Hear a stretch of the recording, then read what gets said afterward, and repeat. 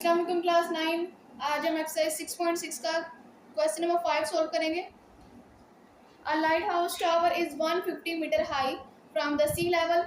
The angle of depression from the top of the tower to a ship is 60 degree. Find the distance between the ship and the tower. हमें क्या given है कि जो light house है वो 150 metre high है। Consider कर लेते हैं ये हमारे पास जो ये लाइट हाउस है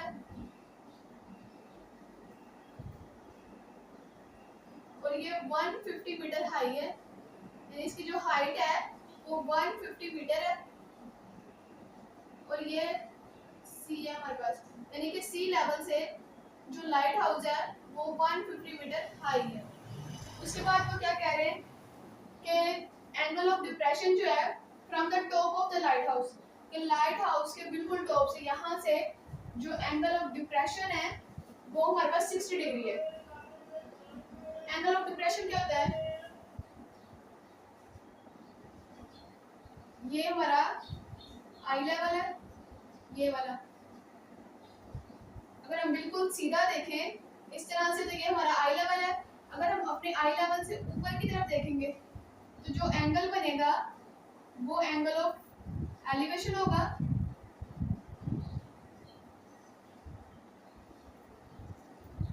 और अगर हम अपने आई लेवल से नीचे की तरफ देखें तो वो हमारा एंगल ऑफ डिप्रेशन होगा।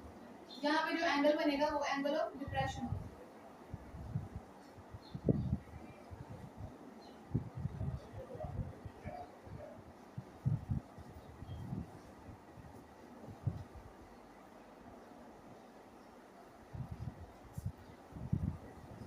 अगर यहाँ पर उन्होंने कहा होता कि एंगल ऑफ डिप्रेशन 60 डिग्री है, top of the light house ना गिवन होता तो इसका मतलब क्या था कि एंगल ऑफ डिप्रेशन नीचे की तरफ होना था।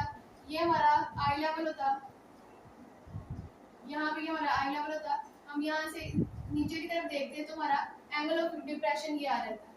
लेकिन यहाँ पर उन्होंने ये नहीं कहा कि एंगल ऑफ डिप्रेशन हमारा 60 डिग्री है।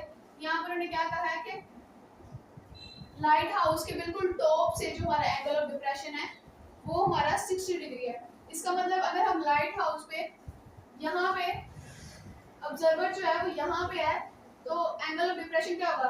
फॉर एग्जांपल यहाँ पे खड़ा है वो, ये हमारा आई लेवल होगा। फिर क्योंकि हमने top of the light house का है तो जब ऑब्जर्वर यहाँ पे होगा यानी आई हमारी यहाँ पे होगी तो ये हमारा आई लेवल होगा। एंगल ऑफ डिप्रेशन है जिसका मतलब हम नीचे की तरफ देखेंगे, नीचे जो एंगल बनेगा वो एंगल ऑफ डिप्रेशन होगा। इसलिए यहाँ से टॉप से जब हम नीचे की तरफ देखेंगे तो यहाँ पे जो एंगल बनेगा, सॉरी ये आई लेवल है, और जब हम नीचे की तरफ देखेंगे तो यहाँ पे जो एंगल बनेगा वो हमारा एंगल ऑफ डिप्रेशन होगा।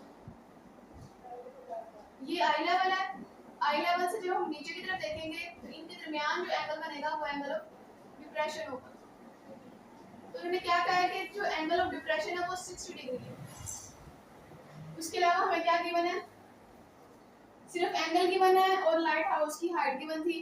उन्होंने क्या कहा है? हमने डिस्टेंस फाइंड करना है शिप और टावर के दरमियान। लेकिन यहाँ पर उन्होंने क्या कहा था? एंगल ऑफ डिप्रेशन जो है टॉप ऑफ द टावर से शिप तक, यानी टावर के लाइट हाउस के टॉप से यहाँ शिप तक जो हमारा एंगल ऑफ डिप्रेशन है, यहाँ पे शिप है, हम कंसीडर कर लेते हैं कि ए जो है वो शिप है।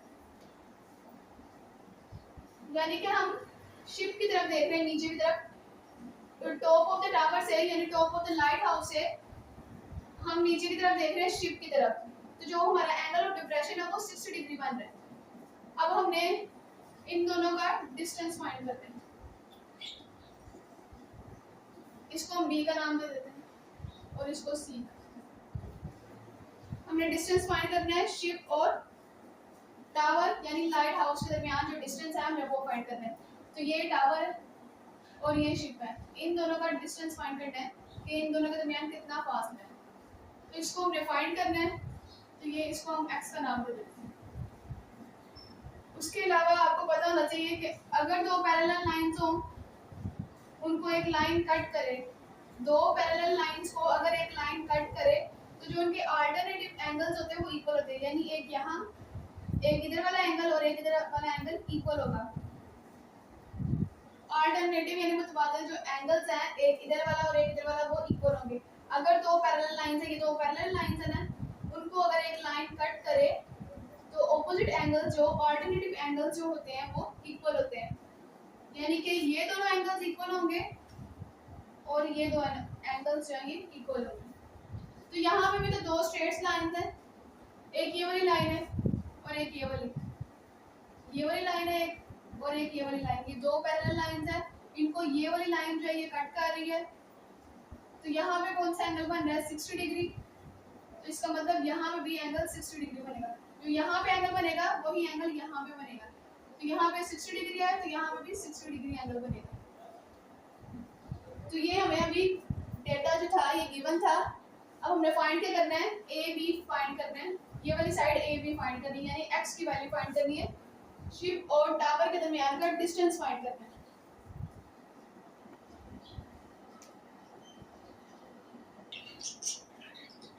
अब हम लिख लेते हैं हमें क्या क्या गिवन है। हमने ये डिस्टेंस फाइंड करना है।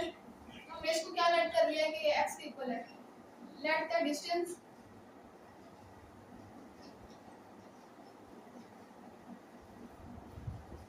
Between the ship and the tower. ये a जो है ये शिप है और ये b टावर को रिप्रेजेंट कर। तो हमने डिस्टेंस फाइंड करना है।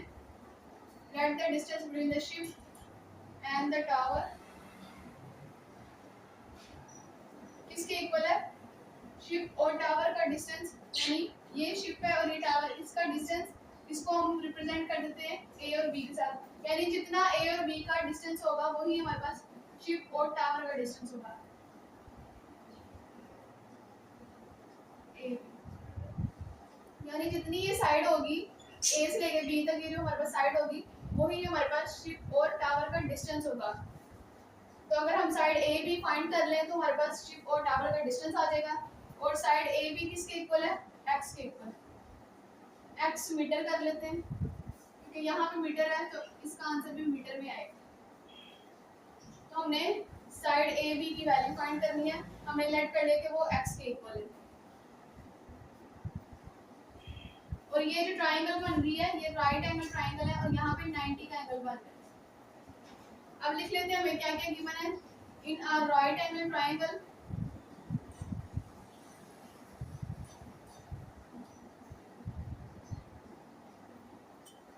Right angle triangle A B C क्या क्या गिवन है हमें?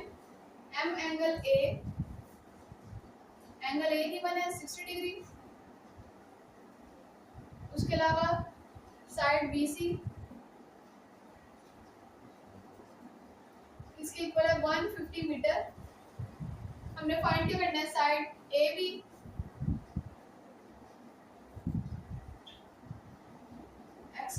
एक्स मीटर के इक्वल है और हमने एक्स की वैल्यू फाइंड करनी है।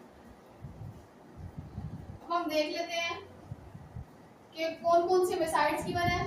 फिर उसके हाथ से हम देखेंगे कि हम tan का फॉर्मूला यूज करेंगे, sin का के cos का। ये वाला हम एंगल यूज करेंगे 60 वाला एंगल। अगर हम sin 60 यूज करें, एंगल ये वाला इसके सामने वाली साइड ये परपेंडिकुलर होगी, ये जो साइड थोड़ी टेढ़ी सी है ये हाइपोटेन्यूज होगा, और ये जो तीसरी साइड जो एक साइड बच जाएगी वो हमारे पास बेस होगा। अब sin का फॉर्मूला क्या होता है? Perpendicular over hypotenuse. परपेंडिकुलर की वैल्यू गिवन है लेकिन हाइपोटेन्यूज की वैल्यू नहीं गिवन, तो हम ये वाला फॉर्मूला नहीं यूज करेंगे। उसके बाद अगर cos का फॉर्मूला देखें, cos 60 डिग्री, तो cos का फॉर्मूला होता है बेस बाय हाइपोटेन्यूज।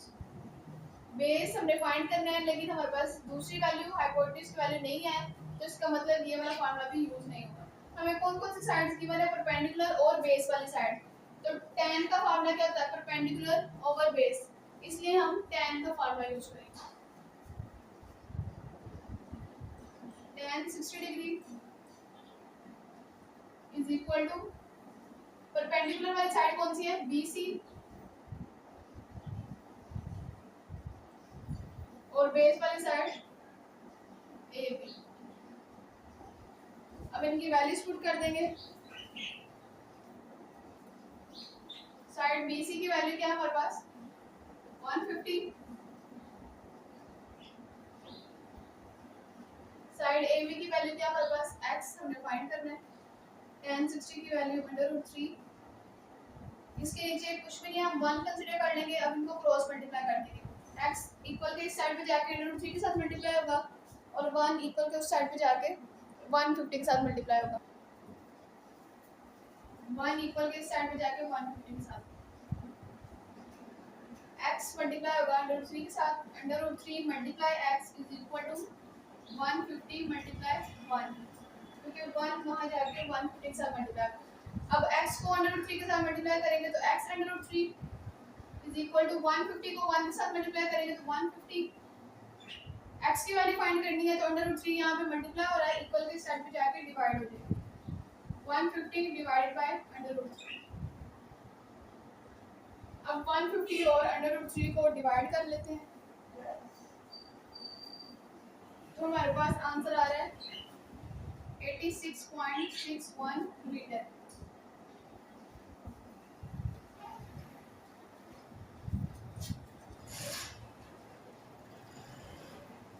हमने ए और बी यानी शिप और टावर के दरमियान का डिस्टेंस फाइंड करना था, तो हमने लाइट कर ली तो वो x के इक्वल है। तो x की वैल्यू क्या आ गई है 86.61।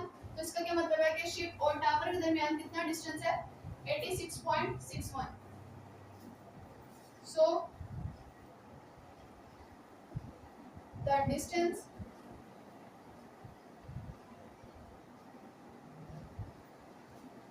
between the tower and